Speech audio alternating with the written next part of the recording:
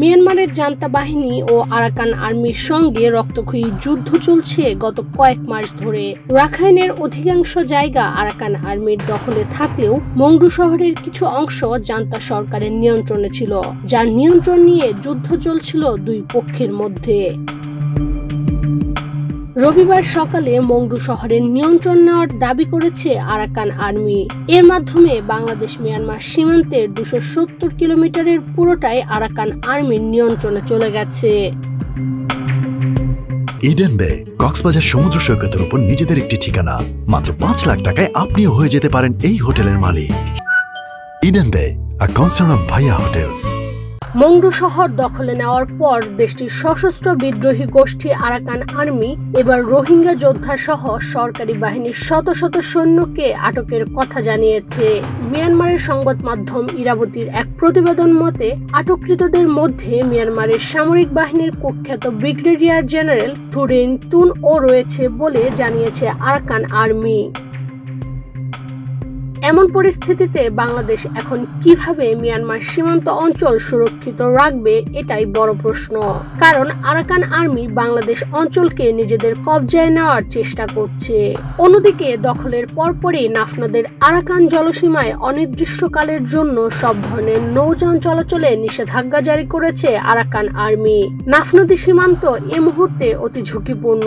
সেখানে কোনো ট্রলার না যাওয়ার জন্য প্রশাসনের পক্ষ থেকে মাইকিং করা হয়েছে। তবে বাংলাদেশের পক্ষে ইতোমধ্যে সীমান্তে নিরাপত্তা জোরদার করা হয়েছে।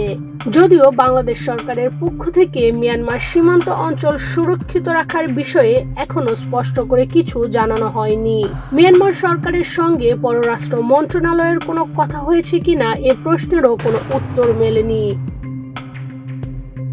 এমন অবস্থায় নতুন করে বাংলাদেশের রোহিঙ্গা অনুপ্রবেশের আশঙ্কা করছে কক্সবাজারের স্থানীয় প্রশাসন। এদিকে নিরাপত্তা বিশ্লেষকরা বলছেন, এ অঞ্চলে আরাকান আর্মির নিয়ন্ত্রণ প্রতিষ্ঠার পর বাংলাদেশের রোহিঙ্গা প্রত্যাবাসন ও রোহিঙ্গা নিয়ে সংকট বিভিন্ন কারণে দীর্ঘায়িত হতে পারে। এমন পরিস্থিতিতে সীমান্তে অনুপ্রবেশ রোধে বিজিবি ও কোস্টগার্ডের টহল জোরদার করা হয়েছে।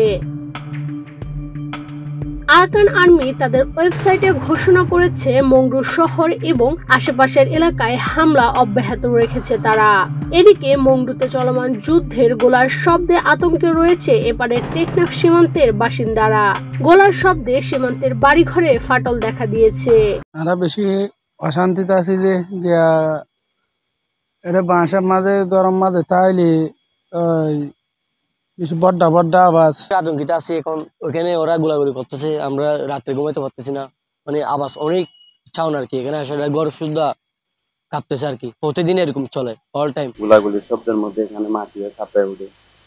আমাদের সেমারিন থেকে আর আসার সময় মাইমা কাজে আসতে হয়, ওইখানেও ওগুলো আওয়াজ করে সাউন্ড করে ওইখান থেকে আসার সময় একটু বই নিয়ে আসতে হয় আসার সময় সেমারিন থেকে। আর এখানে আসা বাসায় থাকে ওইখানে বোমা আর গুলিগুলি শব্দগুলো আসে, ওই বাসায় থাকতে পারে না, কাঁপায় উঠে। প্রদীপ যারা বসবাস করি আমরা প্রতিনিয়ত মায়ানমারের বোমা হামলার যে প্রভাব, সেটার কারণে আমাদের বাড়িঘর, আমাদের মাদ্রাসার বিল্ডিং সহ অনেক কিছু ভেঙে যাচ্ছে। তার একটা নমুনা হচ্ছে এটি কিছুদিন আগে বোম্বের কারণে এটা কম্পন সৃষ্টি হওয়াতে এই জিনিসটা ভেঙে পড়ে যায়। ঠিক আরো কয়েকটি প্লেয়ার ভেঙে যায়। তাছাড়া বিভিন্ন ওয়ালের মধ্যে ফাটল ধরে। কোনোরকম যাবজ্জীবন করতেছি আর কি।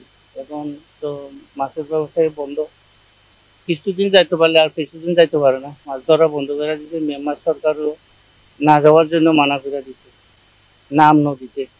এখন এখানকার গোলাবারুদের শব্দের জন্য আমরা ঘুমাইতে পারতেছি না। এখন জলসীমানায় সব নৌ চলাচলের নিষেধাজ্ঞা দেওয়ার পর নাফ নদীর সীমান্ত এ মুহূর্তে অতি ঝুঁকিপূর্ণ অবস্থায় রয়েছে বলে জানিয়েছেন উপজেলা নির্বাহী কর্মকর্তা। সীমান্তবর্তী জায়গাগুলো অনিরাপদ ও ঝুঁকিপূর্ণ হওয়ার কারণে সেখানে মাছ ধরার ট্রলার এবং সকল পরিবহন সেখানে আমরা বন্ধ রেখেছি এবং কোনো যাত্রীকেও আমরা পারমিশন দিচ্ছি না উপজেলা প্রশাসনের পক্ষ থেকে। এই মুহূর্তে সেখানে ঝুঁকিপূর্ণ হয়, যতদিন পরবর্তী নির্দেশ না দেওয়া হবে সকল যান চলাচল নিষেধ থাকবে।